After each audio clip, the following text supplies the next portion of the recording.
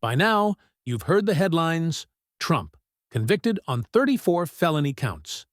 To some, this is proof of a political hit job. To others, it's evidence that he was never truly held accountable for what he did. And for many, it's simple. A convicted felon should never sit in the Oval Office. But the reality is much more nuanced than that. So let's step past the headlines and look at what these 34 felony convictions actually mean.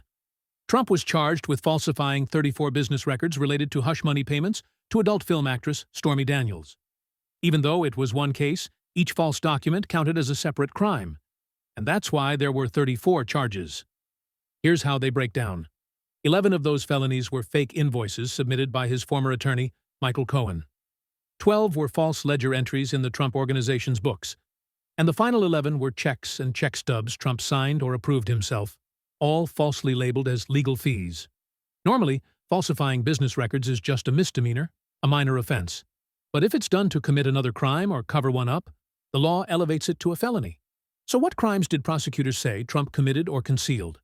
First, he disguised the hush money payments as routine legal fees when they weren't. Then he claimed them as business write-offs on his tax returns, illegally reducing his tax bill.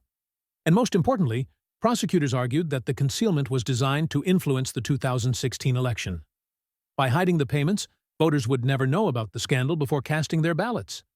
And that secrecy, they argued, gave Trump an unfair advantage. And this is where the political hit job argument enters the story. The truth is, if Trump hadn't been running for president, and if those payments hadn't been tied to influencing an election, he likely never would have faced felony charges. It might have remained a misdemeanor, or not been charged at all. But when you run for president of the United States, every decision is magnified, every action is scrutinized, and every attempt to hide the truth from the public carries far greater consequences. So the question isn't simply whether this was a political hit job. The real question is whether you believe that concealing hush money payments from the American people during a presidential campaign is truly in the best interest of the voters.